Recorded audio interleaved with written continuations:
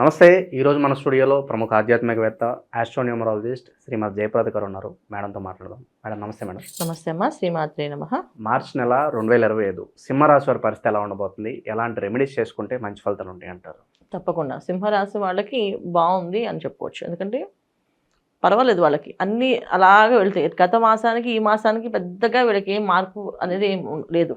ఒక రవి మార్పు తప్ప అన్నీ అనుకూలంగా ఉన్నాయి. కాకపోతే రవి గ్రహం ఏదైతే రాసాధిపతి రవి ఎక్కడైతే శని భగవంతుడు కలిసి ఉన్నాడో కాస్తంత ఇబ్బందులు ఇబ్బందులు వస్తాయంటే కాస్త రాజకీయ రంగంలో ఉన్న వాళ్ళకి, తర్వాత వ్యాపారస్తులకి, తర్వాత వివాహ ప్రయత్నాలు చేసే వాళ్ళకి, వీళ్ళకి మాత్రం కాస్త ఇబ్బందులు ఉన్నాయి.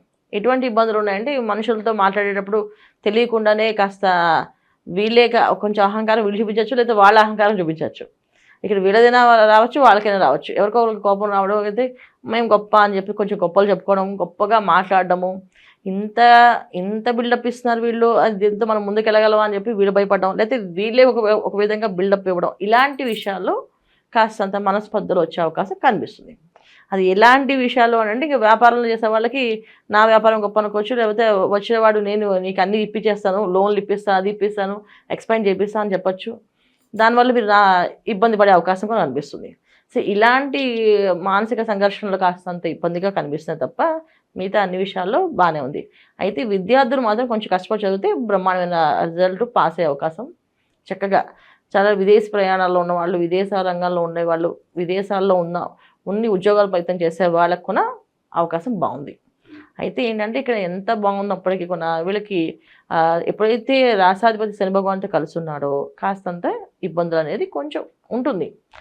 సప్తమ స్థానం కదా, అది సప్తమ స్థానం ఎప్పుడు కూడా ఏంటంటే మనుషులతో కలయిక. ఎప్పుడు మనుషులు వాళ్ళని వదిలేసి మనం బతకలేము. ఎవరో ఒకరు మనతో రూపాయి తెల్లాలేస్తే మాట్లాడుతూనే ఉంటాం. ఈ మాట్లాడే విషయంలో కాస్తంత మంచివాళ్ళు, కాస్తంత చెడ్డవాళ్ళు, కాస్త మాయలో పడే అవకాశం ఎక్కువగా ఉంటుంది. తర్వాత అష్టమ స్థానంలో ఏదైతే గ్రహాలు కలిసి ఉన్నాయో, రాహు, బుధుడు, శుక్రుడు కలిసి ఉన్నారో, దానివల్ల కాస్తంత ఆలోచన శక్తి అనేది కోల్పోవడం ఉంటుంది. మనకంటే సొంత నిర్ణయాలు తీసుకోలేము. తీసుకున్నవి కరెక్ట్గా చేసామా లేదా అని ఒక భయం ఉంటుంది. ఒకరు చేసినా దాని గురించి అది అయ్యే వరకు భయం, ఆందోళన ఉంటుంది. సో ఈ రకమైన సంఘర్షణతో ఈ మాసం అంతా వీళ్ళకి నడుస్తుంటుంది. కొంచెం జాగ్రత్తగా ఉండడం అవసరం. ఎందుకంటే మానసికమైన సంఘర్షణ ఇది. దానివల్ల ఏంటంటే వీళ్ళకి అనారోగ్య సమస్యలు వచ్చే అవకాశం ఎక్కువ. ఇప్పుడు ఎక్కువ ఆలోచిస్తూ ఉంటే ఏమవుతుంది, టెన్షన్ పడుతూ ఉంటే ఆటోమేటిక్గా మన శరీరం ఇబ్బంది పడుతుంది. అలాగే ఆహార నియమాలు విషయాల్లో జాగ్రత్తగా తీసుకోవాలి. ఆరోగ్యం తప్ప వీళ్ళకి అన్నీ బాగానే ఉన్నాయి. సో ఆరోగ్యం ఒక్కటి కొంచెం సహకరించే పరిస్థితి లేదు. మంచి ప్లేస్లో ఉన్న వాళ్ళకి, బాగున్న వాళ్ళకి ఏదో చిన్న ఫీవర్ లాగా వచ్చి అది పెద్దగా వీళ్ళని ఒక వారం రోజుల నుంచి 10 రోజులకు పడుకోబెట్టేస్తుంది. అలాంటి పరిస్థితులు కనిపిస్తున్నాయి. సో ఆరోగ్య విషయం తప్ప మిగతా విషయాలు బాగానే ఉన్నాయి. వైవాహిక జీవితం ఎలా ఉండబోతుంది? భార్యాభర్తల విషయంలో కొంత ఇబ్బందులు అనేది జరుగుతున్నాయి. ఎందుకంటే మాట పెంచుకోవడము, కొంచెం వాదించుకోవడము, అది కాస్త గొడవగా మారడము, పెద్ద గొడవలుగా వెళ్ళడము అది అవకాశం ఉంది. లేదా కొత్తగా వివాహం అయిన వాళ్ళు కాస్తంత మంచి విహారయాత్రలకు వెళ్ళడం అనేది తిరగడము జరిగి అక్కడ ఏదైనా కొంచెం డిస్టర్బెన్స్, ఏదో ఒక చిన్న అంటే చెప్పుకొని ఇన్ని పెద్ద బాధలు అని చెప్పడానికి లేదు. అలాగే చాలా చిన్న విషయాలు, కానీ చిన్న విషయాలైనా చాలా గట్టిగా తగులుతాయి. ఇప్పుడు ఏదైనా ఒక మాట పరుషంగా మాట్లాడితే, ఆ పరుషంగా మాట్లాడే మాట చిన్నదైనా పెద్దదైనా అది పరుషంగా మాట్లాడే బాధ మనకు ఉంటుంది కదా, అలాంటి బాధ వీళ్ళకి కలుగుతుంది ఈ మాసం అంతా.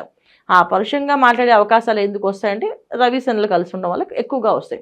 ఎప్పుడైతే మా రవి భగవానుడు ఎప్పుడైతే వీళ్ళకి 13 నుంచి మారుతాడో అప్పుడు ఇంకా కాస్తంత కష్టకాలం అని చెప్పచ్చు.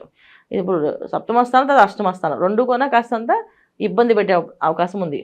అయినప్పటికీ ఏంటంటే ప్రమోషన్లు వచ్చే అవకాశం అయితే ఉంది. ఎలాంటి ప్రమోషన్స్ అంటే వీళ్ళు ఎప్పటి నుంచి ఏవైతే సాధించాలనుకున్నారో అవి వచ్చే అవకాశం కనిపిస్తున్నాయి. ఎందుకంటే గురువు ఒక అనుగ్రహం వీళ్ళకి కనిపిస్తుంది. భూమికి సంబంధించిన వ్యవహారాలు, భూములు కొనడం కావచ్చు, లేకపోతే ఏదన్నా అమ్ముకోవడం కావచ్చు, దీనికి సంబంధించిన వ్యవహారాలు ఉండబోతుంది మేడం. వాటి జోలికి వెళ్ళకుండా ఉంటేనే బెటర్. ఎందుకంటే మోసపోయే అవకాశం ఉంది, నష్టపోయే అవకాశం ఉంది. సో ఇవాళ బాగుంది అనుకునేది అది ఇబ్బంది పెట్టే అవకాశం ఉంది. ఒక ఫ్లాట్ మంచిది అనుకునే అది రాంగ్ వాస్తు వెళ్ళి తీసుకునే అవకాశం ఉంటుంది. అంటే ఈ ఫ్లాట్, ఈ బిల్డింగ్లో అందరూ మంచిగా కొనుక్కొని వీళ్ళకి మాత్రం ఏదో ఒక ఫ్లాట్ చూపిస్తారు, ఆ ఫ్లాట్ వీళ్ళు నచ్చుతుంది, ఆ ఫ్లాట్ వాళ్ళకి ఇబ్బంది పెట్టే అవకాశం ఉంటుంది. ఏదైనా దీర్ఘకాలంగా ఇబ్బంది పడే అవకాశం కనిపిస్తుంది ఈ మాసం. అంటే దీర్ఘకాలం ఇబ్బంది ఏది, ఒకటి అనారోగ్యం వస్తే దీర్ఘకాలంగా ఇబ్బంది పడతాం. అలాగే నచ్చని ఇంట్లో మనం దిగామంటే ఆ ఇంట్లోంచి బయటపడడానికి టైం పట్టేస్తుంది. అలాగే ఒక ల్యాండ్ కొంటే అది అమ్మలేము, మళ్ళీ దాన్ని ఉంచుకోలేము, అలాంటి పరిస్థితి ఏర్పడుతుంది. సో అందుకని స్థలాల విషయంలో అంటే విక్రయం అంటే కొనే విషయాల్లో దూరంగా ఉండడం మంచిది. కొనాలి అని సంకల్పం ఉంటే కాస్త ఈ మార్చి అయిన తర్వాత కొనుక్కోవడం. మార్చి తర్వాత వెళ్తే కొంచెం మంచి ఫలితాలు ఉన్నాయి, కానీ మార్చి లోపు అయితే కాస్తంత ఇబ్బంది పడే అవకాశం ఉంది. ఏదన్నా ఇన్వెస్ట్మెంట్స్ చేయాలంటే ఏ రంగాలు సూచిస్తారు కొంచెం లాభదాయకంగా ఉండాలనుకుంటే కనుక?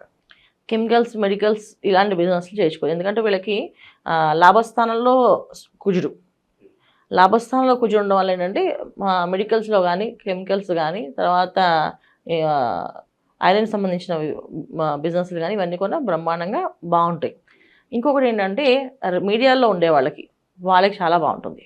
మీడియాలో పనిచేసే వాళ్ళకి రైటర్స్ కానీ, డైరెక్టర్స్ కానీ వీళ్ళకి మంచి అవకాశాలు, మంచి కథ ఎన్నుకోవడం, దాని గురించి ఆ కథ బాగా మంచి గుర్తింపు రావడం, చేద్దాం అనుకునే వాళ్ళకంటే బ్రహ్మాండమైన రావడం, అంటే చిన్న హీరో పర్లేదు అనుకుంటే పెద్ద హీరో రావడం, అలాంటి అవకాశాలు ఎక్కువగా మీడియా రంగంలో వాళ్ళకి బాగా ఎక్కువగా కనిపిస్తుంది ఈ అవకాశం. నిరుద్యోగులకి ఏదన్నా శుభవార్త ఉందా మేడం ఈ మాసంలో? ఉద్యోగం రావడానికి ప్రయత్నం చేస్తే ఖచ్చితంగా ఉద్యోగం వస్తుంది. లాభస్థానంలో కూర్చోడు కనుక ఖచ్చితంగా ఉద్యోగాలు వచ్చే అవకాశం ఉంది. కానీ ఉద్యోగంలో ఉన్న వాళ్ళు మాత్రం కొంచెం జాగ్రత్తగా ఉండాలి. తోటి ఉద్యోగస్తులు కానీ, బాస్తో కానీ, తర్వాత వాళ్ళు పనిచేసే సంస్థల్లో ఎవరితో అయినా సరే చిన్న విషయం, చిన్న వాదన కూడా పెద్దగా తీసుకుని అది వీళ్ళదే తప్పనంటే వీళ్ళ నింద వేసేస్తుంటారు. అందుకని ఉద్యోగస్తులు జాగ్రత్తగా ఉండాలి. కొత్త ప్రయత్నాలుగా చేసే వాళ్ళకి అవకాశం ఉంది, చేసుకోవచ్చు. ఇక ఇంకా మెరుగైన ఫలితాలు పొందడానికి ఈ రాశి వారికి మంచి రెమెడీస్ ఏదైనా ఉంటే తెలియజేయండి మేడం. ఖచ్చితంగా వీళ్ళు ఏంటంటే ఈ మాసం అంతా సూర్య ఆరాధన, ఆదిత్య హృదయం చదువుకుంటూ ఉండడం ఒకటి, అండ్ సూర్య ఆరాధన చేయడము. ఇంట్లో ఎప్పుడూ కొన్నా మానసికమైన ఇబ్బంది లేకుండా ఉండాలి, శారీరకంగా మానసికంగా బాగుండాలంటే కాస్త మెడిటేషన్ చేయడం, కాస్త రిలాక్స్గా ఏం వద్దు మనం పట్టించుకోవద్దామని ఈ మాసం అలా ఉంటుంది అంతే అనుకొని మెడిటేషన్ చేయడం ఎక్కువ చేస్తూ ఉంటే అనుగ్రహం కలుగుతుంది.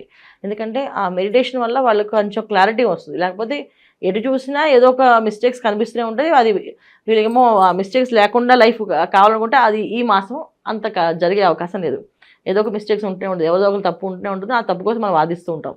ఈ వాదనలు జోలికి వెళ్ళకూడదంటే మనం కాస్త మెడిటేషన్ చేసుకుంటాం, సూర్య ఆరాధన చేసుకోవడం, పొద్దున్నే సూర్య నమస్కారాలు చేయడం, సూర్య భగవానుడికి అర్ఘ్యం వదలడం, ఇలా చేస్తూ ఉంటే అన్నీ అనుకూలంగా ఉంటాయి వాళ్ళకి. ప్రతి ఒక్కళ్ళకి ఏంటంటే వచ్చేది మనకి చైత్ర మాసంలో విశ్వవసు నామ సంవత్సరం కనుక ఈ సంవత్సరం అంతా బాగుండాలంటే అందరూ కలిసి కంటిన్యూ ఒక నామాన్ని ఎప్పుడు జపం చేసుకో, శివాయ గురువే నమః, శివాయ గురువే నమః అని మంత్రాన్ని ఎక్కువ చేయడం వల్ల ఆర్థికపరమైన ఇబ్బందులు లేకుండా ఉంటారు, ఆరోగ్య సమస్యలు లేకుండా ఉంటారు, సంతానం విషయంలో ఎటువంటి సమస్యలు చింత లేకుండా బాగుంటుంది.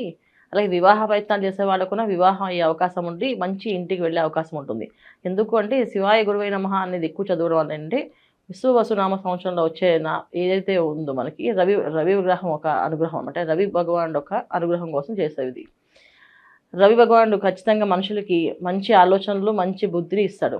ఆ మంచి బుద్ధి ఆలోచనలు రావాలి, అది పక్కదారులకు వెళ్లకుండా ఉండాలి. ఎందుకంటే ఆయన ఇచ్చేది మంచి ఆలోచనలు, మంచి బుద్ధి ఇచ్చినా కొంచెం పరుష వాక్యాలు కూడా ఇచ్చే అవకాశం ఉంటుంది. అంటే అహంకారాన్ని కూడా ఇచ్చే అవకాశం ఉంది. అహంకారం మాకు వద్దు స్వామి, ఆలోచనలు బాగుండాలి అనుకుంటూ శివాయ గురువే నమః అనే మంత్రాన్ని ఎక్కువగా నామాన్ని అలవాటు చేసుకుని జపం చేస్తుంటే ప్రతిరోజు ఇది పెద్దగా మా మంత్రం కింద కదా రాదు, ఇది నామం కింద వస్తుంది. ఈ నామాన్ని ఎక్కువగా స్మరణ చేసుకుంటూ వెళితే అన్ని రంగాల్లో వాళ్ళకి అభివృద్ధి ఉంటుంది.